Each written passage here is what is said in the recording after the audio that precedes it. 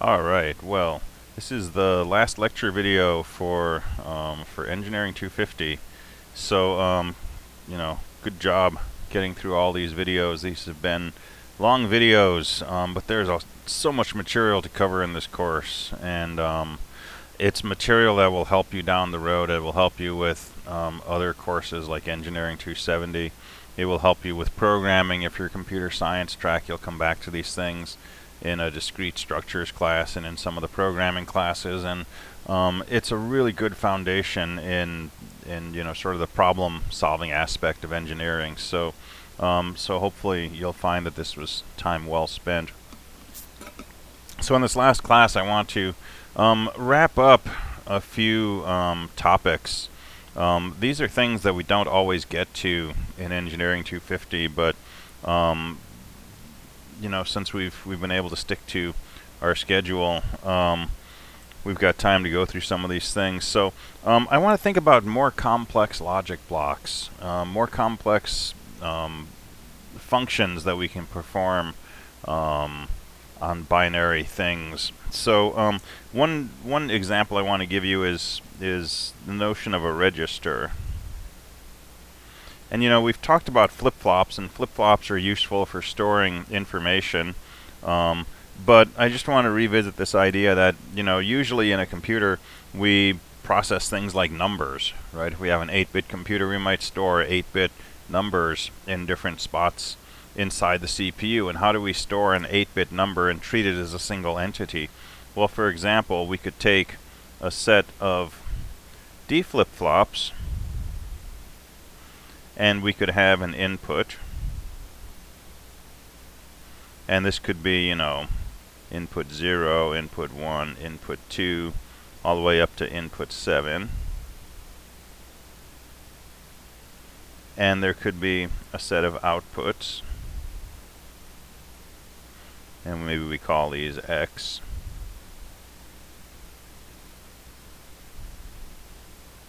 And each one of these blocks basically is a D flip-flop.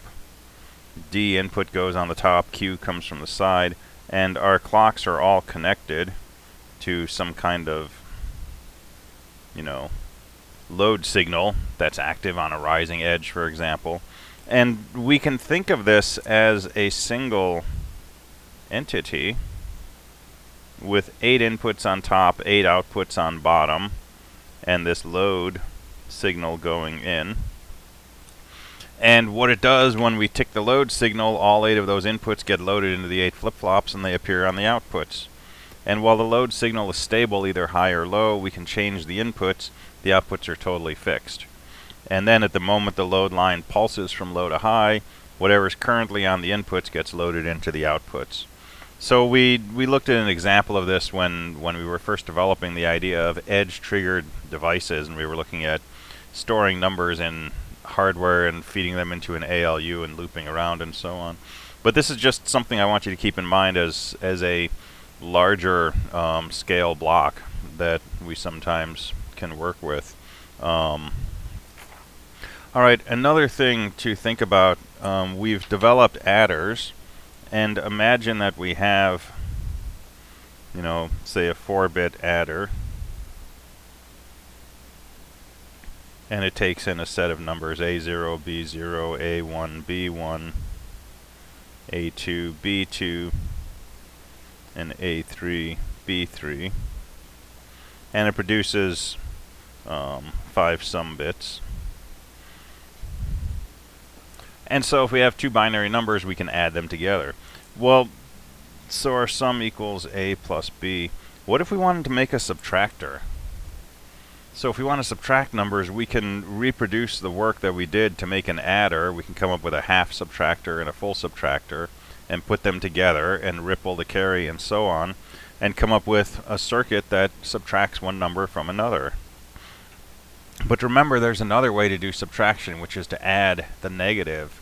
And if we have a number b, we can calculate negative b by taking the complement of b and adding 1. And so if we wanted to calculate a minus b, we could simply take a plus the complement of b plus 1.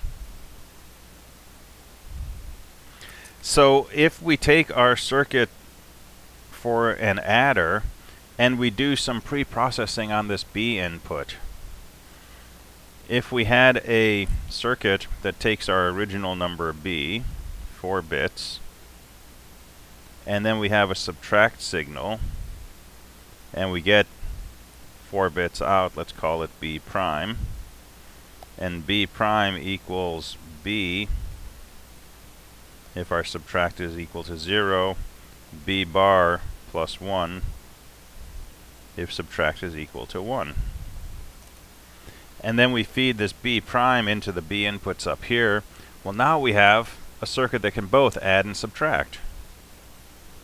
And how does it work? Well, you put in your number A into here, you put in your number B into the top of this, and you set your subtract input to either 1 or 0. If you set this to 0, your number B just comes out here and feeds the B's, and you're just doing plain old addition.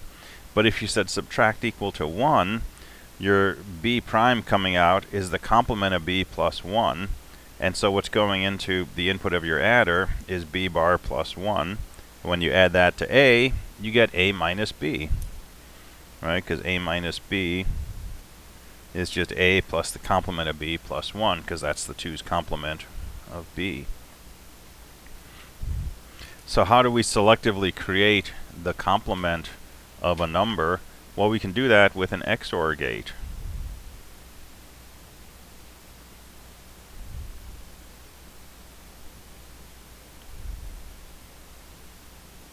So let's look at a truth table.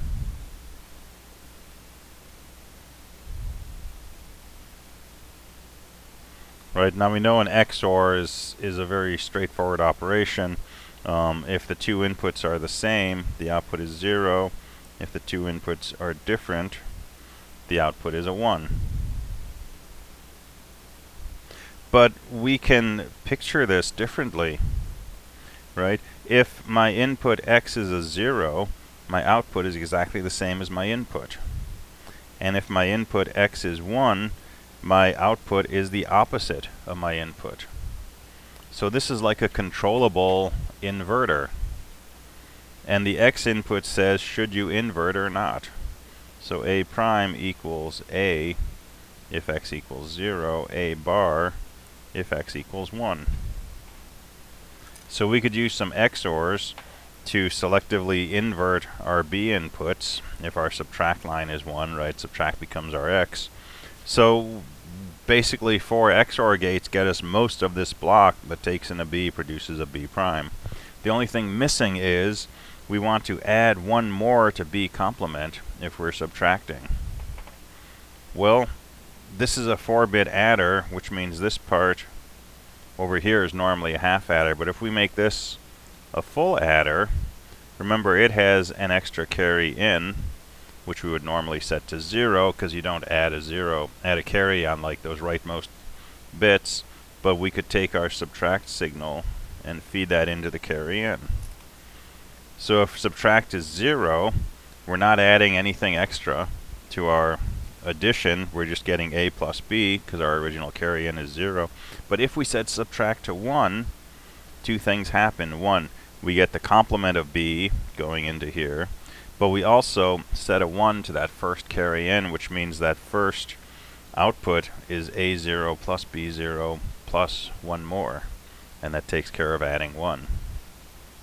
So there's a homework question you can work on in class where we're going to design this circuit and see how to build a general add-subtract circuit out of really just an adder and a few extra bits of logic, basically a bunch of XOR gates. Well, that leads to a more general type of circuit, which is called an ALU. That's an arithmetic logic unit. And ALUs are, in some sense, the workhorses of CPUs. They're the things that actually do kind of the arithmetic and the logic that we do inside a chip. So when you take Engineering 270, you'll study a chip called the PIC processor, and it's got a number of instructions for doing addition, subtraction, negating a number, complementing a number, doing a logical AND of two numbers, doing a logical OR of two numbers. a lot of different ways of combining inputs to get an output. And the way an ALU is set up usually is we have, for example, some set of bits going in to correspond to a first number A, and another set corresponding to B. And then we have some kind of function output, which might be the sum or the difference or the logical AND or something like that. And we have a select bus, which we use to choose what operation we want to perform on A and B to generate F. And maybe if S is 0, then this is the sum of A and B. And if S is 1, this is the difference. And if S is 2, this is A XOR B, and so on. And so we have an example of one of these on the ENGR CS website. If you go to component specifications and look at the 74LS382, it's an arithmetic logic unit. And there's a variety of packages available, but we'll just look at the 382. And you can see it's got a series of A and B inputs, A0 through 3 and B0 through 3. Those are the two numbers we're operating on. It's got function outputs F0, 1, 2, 3. Those are the output values. And then it has three select lines, S0, 1, and 2, which choose how we combine the inputs to produce an output. And here's the function table. If your selects are all 0, the operation is to declare produce an output of 0. If your select is this, you do B minus A. This will do A minus B. This will do addition. This is an XOR. This is an OR. This is an AND. And this is a preset. It sets the output to 1, 1, 1, 1. And there's extra bits we can get. We can get an overflow output to tell us if we've added two numbers and the result doesn't fit in 4 bits, for example. Extra carry signals and so on. And here's the function table, right? Based on the select lines, here's what the output is, right? Your 4 outputs and these extra carry lines and so on and so forth. And this is a week 1 problem, right? We've got 3 inputs here. We can have a carry in input, so that's 4. And then A and B, we've got 2 inputs for each of those. So this is actually 8 inputs, so 256 rows, and for each of those we can list these 4 outputs. So over 1,000 ones and zeros in the output side of this table. But we can make a K-map and come up with equations for F3, 2, 1, and 0. This function table is a little abbreviated. It's only showing you certain values for A and B. So this is a condensed version that assumes for AN that all of the A bits are the same, and for BN all of the B bits are the same. So low means A is 4 zeros, B is 4 zeros. This means A is 4 zeros and B is 4 ones, and so on. But in reality, this is actually 4 plus 4 is 8, plus the carry in is 9, plus 3 functions. That's 12 input bits, so 4,096 rows. So this would be a big table, but nonetheless, people at Texas Instruments worked through this and came up with a circuit diagram. And here's a circuit diagram that implements this arithmetic logic unit. And here's, the collection of ANDs and ORs. This is something like a sum of products with some XORs to generate the outputs based on the input values and the select values. This is a different version of it. This is for the 81 instead of the 82, but same idea. So that's a fun chip to have available and to play with. And if you were trying to build something like a computer and you wanted to do different operations on 8-bit numbers, you could take 2 of these and put them together, and take the carry out from one of these and feed it to the carry in of the next, and make yourself something like an 8-bit unit that would do addition or subtraction, and so on and so forth. Alright, next thing I want to look at is this question of addition. And, you know, we've designed a 2-bit adder. And that was, you know, a little daunting, but not too bad in the end. But the basic scheme we use, and let's ignore the half adder for now. Let's just think about full adders. We can put a pair of numbers into each of these full adders.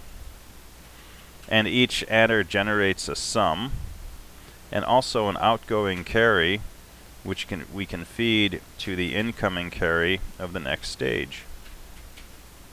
And if this is a full adder, you know, our first incoming carry would be a 0.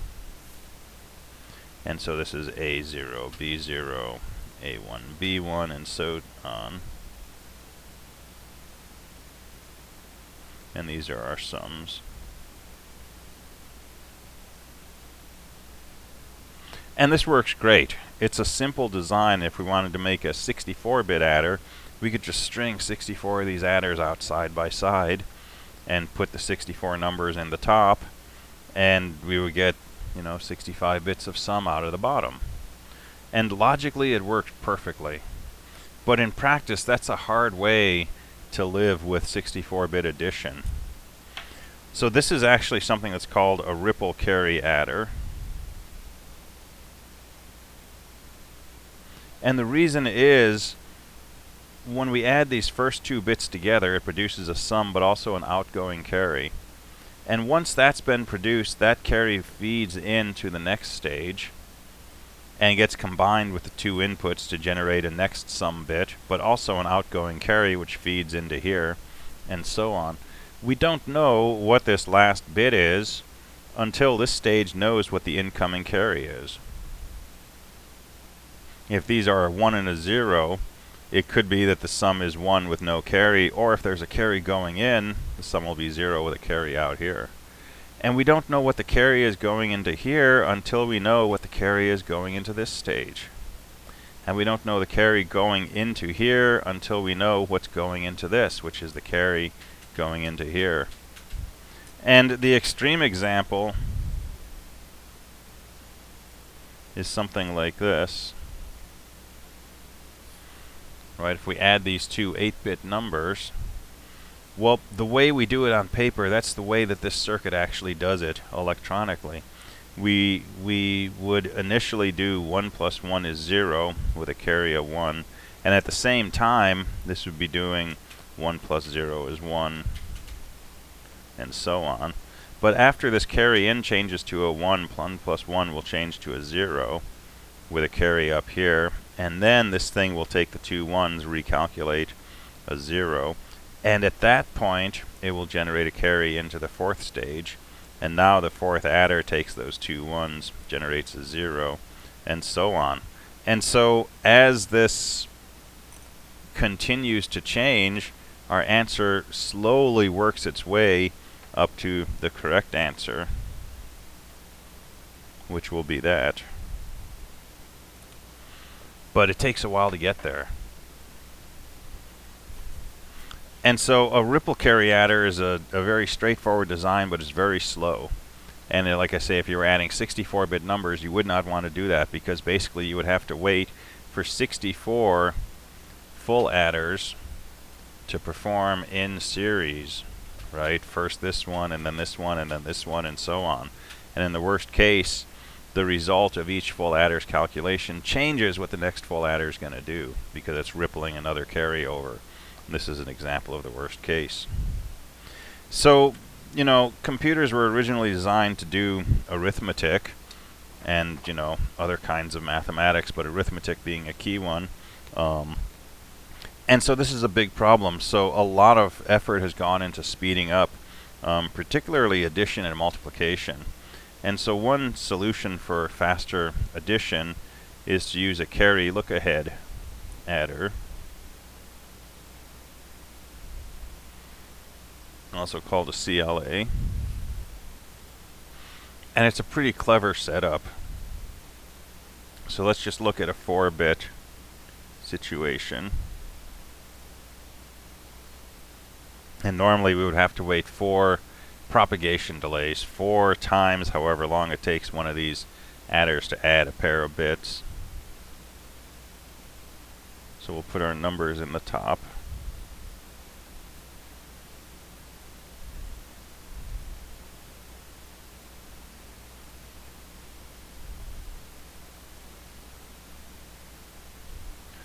And instead of taking the carry out from one stage and feeding it to the next, let's do the following.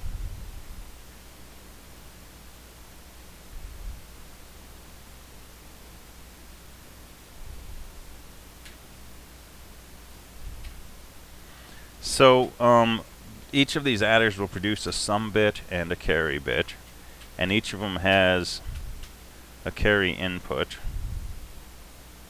So let me call this carry in 1, carry in 2, and carry in 3. Now, if we could calculate carry in 3 without waiting for all of these adders to do their thing, we would get a faster circuit. We would be able to generate our sum very quickly. And again, you know, imagine this with like 64 bits being added instead of just 4. Instead of waiting for 64 full adders to generate their results and update their outputs, if we could generate each of these incoming carries efficiently, we could make a faster adding circuit. So let's think about what happens when you add two bits together. So let's just look at a full adder. So we have A and B and carry in. We've got our sum coming out. We're not too worried about that, but we've got to carry out.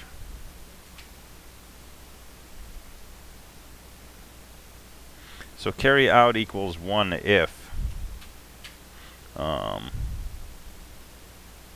and B are equal to 1, or C in equals 1 and A equals 1 or B equals 1. Okay, why is this? Clearly, if A and B are both 1, this is going to generate a carry.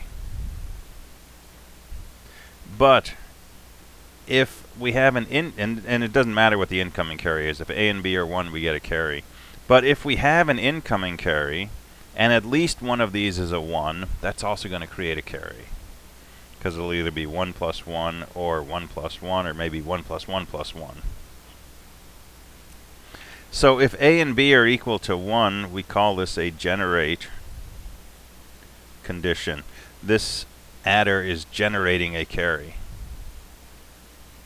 If C n equals 1 and A or B is equal to 1, we call this a propagate. We say that it's propagating the carry coming from the previous stage.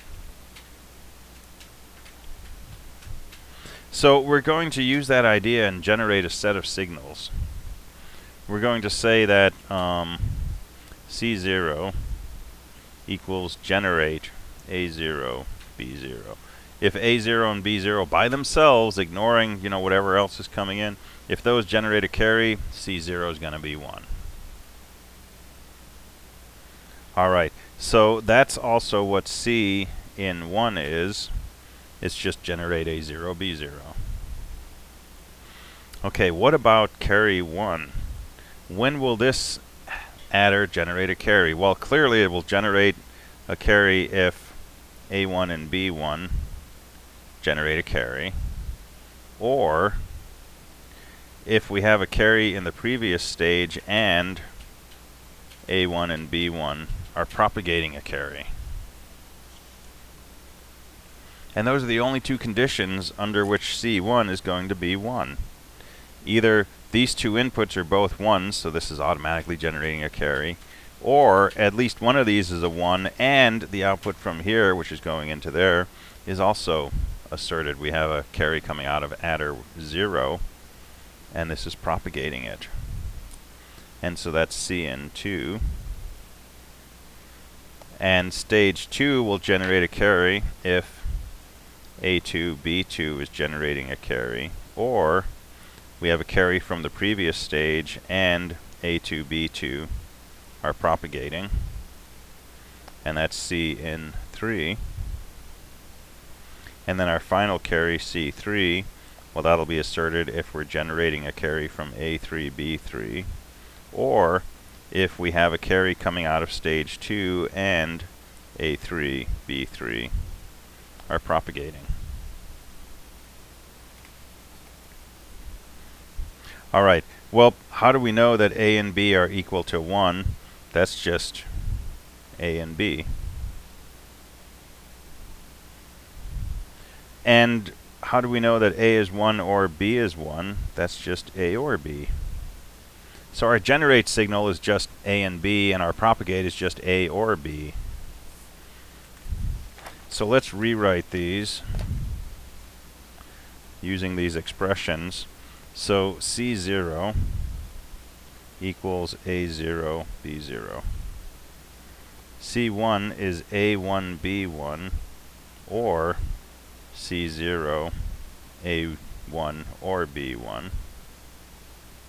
C2 is A2, B2, or C1, A2 or B2. And C3 is A3, B3, or C2, A3 or B3. All right, good time to regroup and say, what the heck are we doing here? Right? We are looking at equations that will tell us what these outgoing carries are, which also tells us, you know, what the incoming carries of each of these adders are. Well, if we do some substitution, we can say C0 equals A0 or B0. C1 equals A1, B1, or C0 is A0, B0, A1 or B1. C2 will be A2, B2, or C1, which is A1, B1, or A0, B0, A1 or B1, ANDed with A2 or B2. And I won't do C3. But we could write C3 as this, ORed with this thing, ANDed with that. Well, if we multiply these terms, for example, this one would be A1, B1, or A0, A1, B0, or A0, B0, B1. It's a sum of products. And a sum of products means that we basically have some things going into AND gates, and then they go into an OR gate. Well, this is 1, 2 levels of logic. Right? The propagation time of an AND gate plus the propagation time of an OR gate, that's the propagation time for this whole equation. Which means with probably 2 levels of propagation delay and a lot of logic gates, we can generate each of these incoming carries. And we know that each of these half adders, each of these full adders, we can write with a couple of levels of propagation delay, so we can calculate these carries without having to wait for all of this logic to ripple down. We can basically calculate each of these carries in parallel.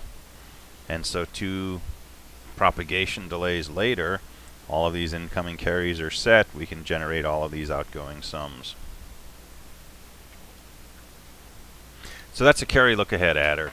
It's expensive in terms of hardware, but it's really good in terms of performance. And so typically, you know, we wouldn't build a 64-bit carry look-ahead adder. We might build an 8-bit one and then take 8 of those and cascade them. And we would have to ripple a carry 8 times, but that's better than 64 times. And you can get into all kinds of trade-offs of, number one, how much performance you lose in the overhead versus gain in this technique. But then, more significantly, your performance versus cost versus value to the customer versus sales, right? And try to figure out what the sweet spot is. This is the life of, you know, chip manufacturers and engineers who work for them, is trying to figure out how fast is fast enough. If you're selling to a research lab that's doing a lot of calculations, they might be willing to spend a lot of money to get really fast calculations. If you're making a gaming console, right, there's certain kinds of operations you're going to do a lot, and it might be worth spending a lot of money to make a lot of hardware to do really fast matrix manipulations, for example, right? So this is like things that GPUs do. Whereas if you're building, you know, a smartphone, performance is not as critical in a lot of cases. And so you might just go ahead and use a ripple carry adder, or you might just add 8 bits at a time and loop in software and add up partial products. So that's one example of doing fast addition. The other reason people are interested in fast addition is because addition is how we do multiplication. Right? When we have a series of numbers and we want to multiply them, what do? You take this, multiply by that, get some numbers. Take this and multiply, get some other numbers. Multiply this, multiply this. Well, now you've got a bunch of numbers you have to add together. If you can streamline that addition operation, you can streamline your multiplication. And multiplication is where things really start to get serious time-wise, performance-wise. And if you're doing matrix operations, that's all just multiplication and addition. But it's a lot of them, right? It's doing a huge number of additions and multiplications, and that number grows geometrically with the dimensions of your matrix. So fast addition is helpful for speeding up multiplication. But there's other approaches that have been developed for doing faster multiplication. So let me just mention a couple of these, and then we'll call it good. So one approach is Booth's algorithm.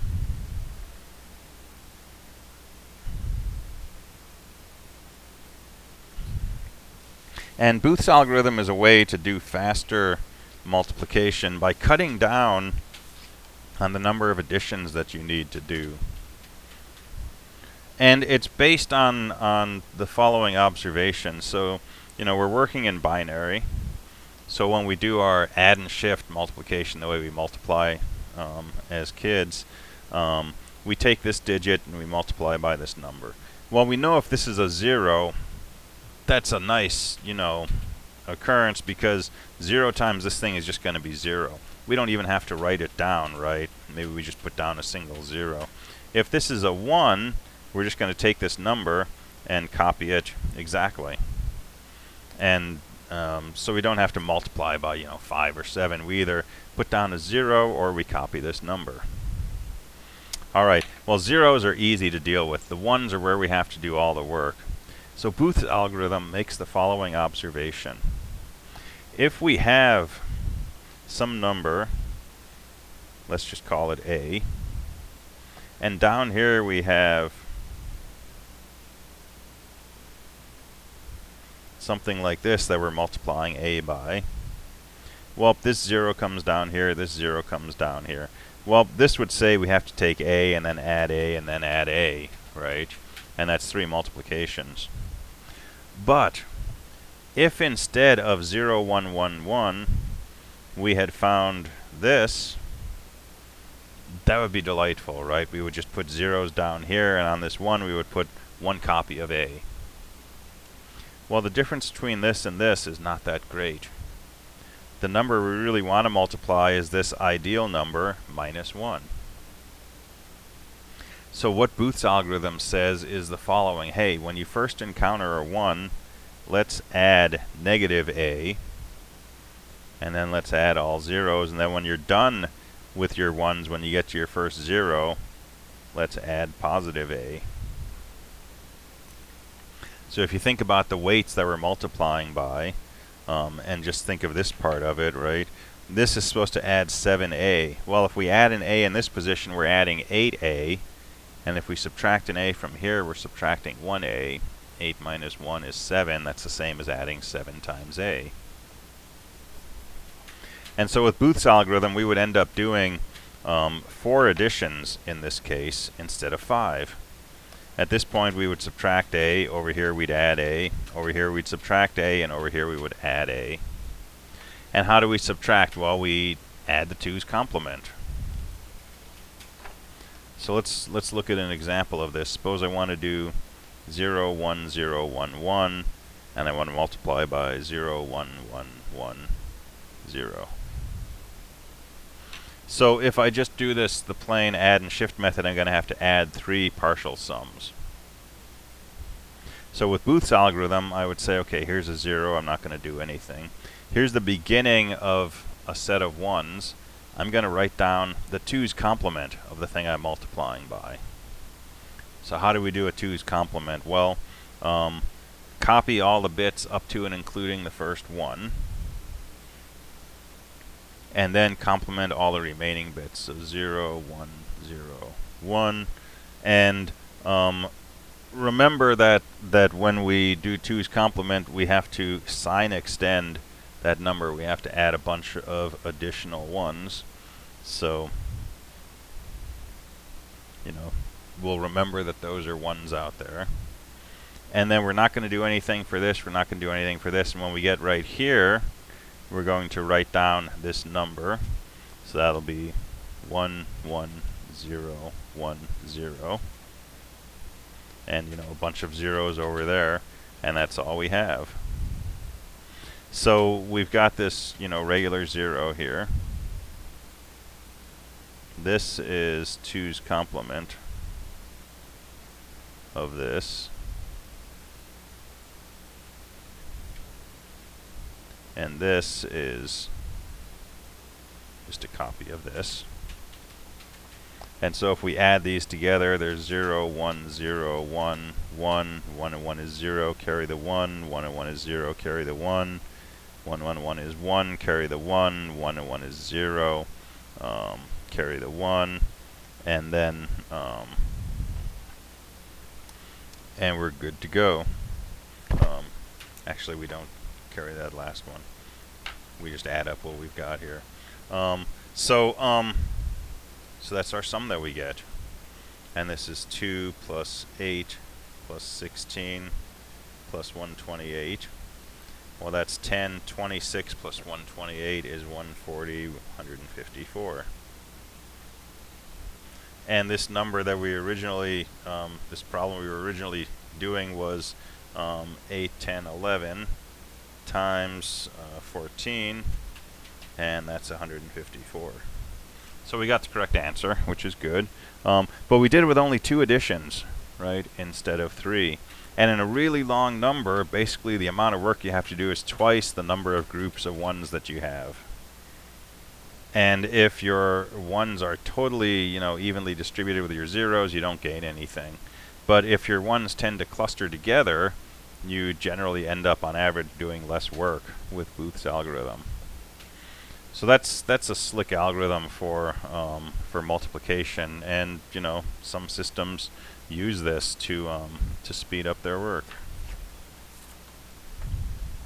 All right, so the last thing I want to look at, this is also a faster multiplication algorithm, is something called a Wallace tree. And this is used in a lot of computers. It's been used in early versions of supercomputers and so on. And so let's look at our typical multiplication problem. And we'll just do a 4-bit version of this. So we've got 4-bit number multiplied by a 4-bit number. And, multiplication of 2 bits is just an AND operation. 0 times anything is 0, 1 times 1 is 1. So I'm just going to write down product, and I'm going to list a subscript to say, this is the product of A0, B0. Well, that's just P00. This will be P10. This will be P20. This will be P30, meaning it's the product of B3 and A0. This will be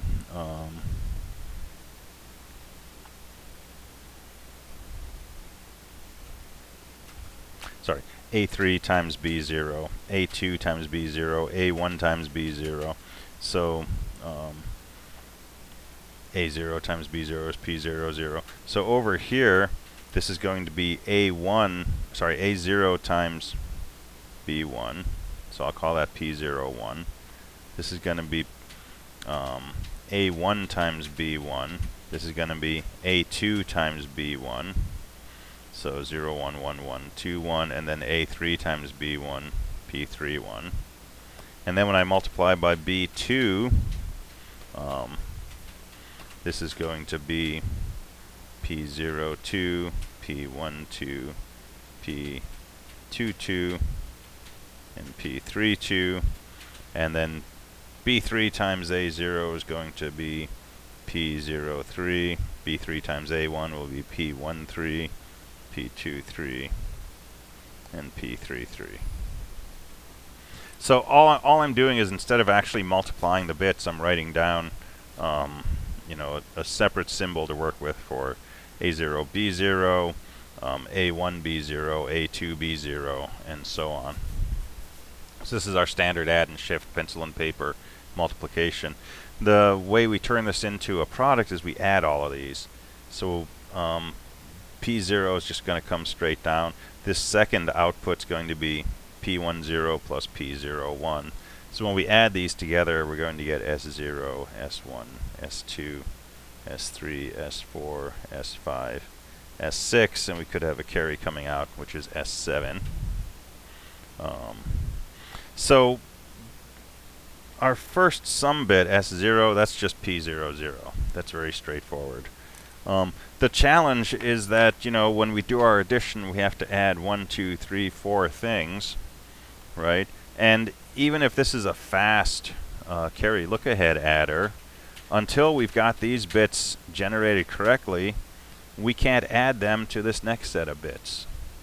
And until those are added correctly and producing a correct sum, we can't add those to the third set of bits. So the propagation time here is 4 times what it takes to add a set of 4-bit numbers. So with a Wallace tree, we do something like this. Alright, P00, that's directly our least significant bit of our sum. Our next bit is just P10 plus P01. And so we can take those, we can put them through a half adder, and the sum that comes out, that's our second bit. Alright, our next bit gets a little more complicated. We've got to add these 3 numbers together, but we also have to add whatever carry we got when we added the numbers in the second column. So we've got to add 4 things together. So the way we're doing this here, this is P20, 11, and 02. We take 20, 11, and 02, we put them into the 3 inputs of a full adder. That generates a sum bit, and we combine that with the previous bit's carry in a half adder, and the sum that comes out of that, that's our third sum bit. But now we've got an extra challenge. This generated a carry, this generated a carry, and those have to get added along with these 4 bits. So we take the P30 through 03, so 30, 03, 1, 2, 2, 1, those 4 bits. We add these 3 with a full adder, that gives us a sum. We add this bit with another full adder input plus the carry out of here, that gives us a sum.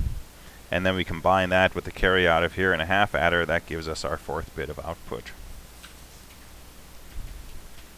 And so we can work this out, and what we end up with is we have a total of 3 propagation delays.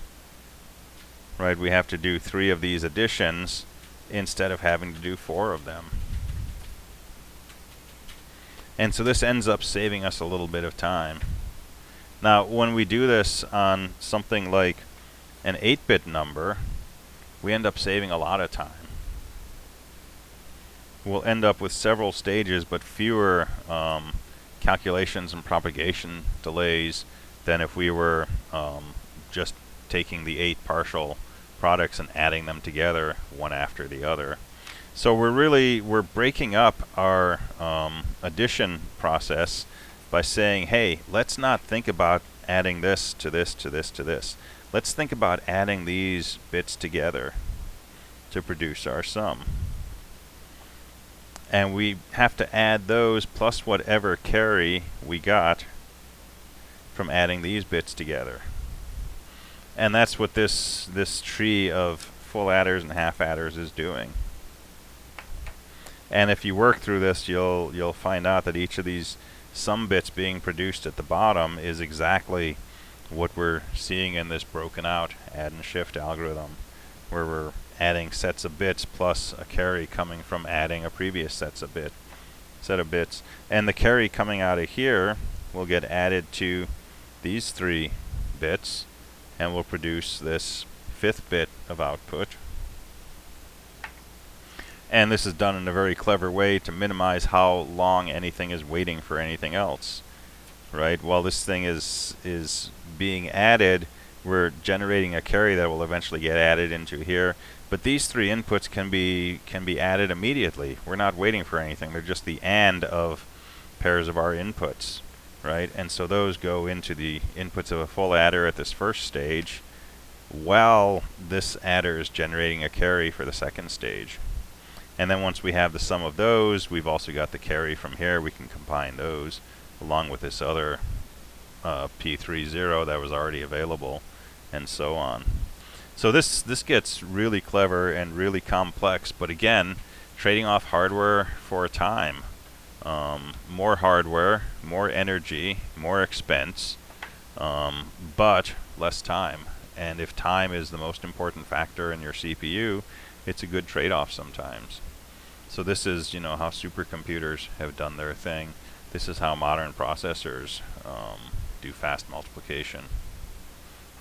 All right, so that's just kind of a pretty fast and high-level look at some of these more advanced circuits.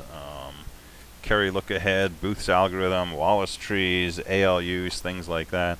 You'll encounter these again probably in architecture courses, if you take more advanced courses in computer architecture, or if you end up doing design work, you'll see these.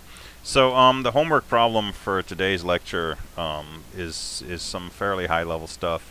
It does include coming up with circuitry for a carry look-ahead adder, but as far as Wallace trees and Booth's algorithm, just basic concepts to know, just so you've seen them. Next time you encounter them, it won't be the first time. All right, well that's it for lecture 19, and as I said, that's our last lecture. So thank you for watching these and paying attention, and I will see you in class.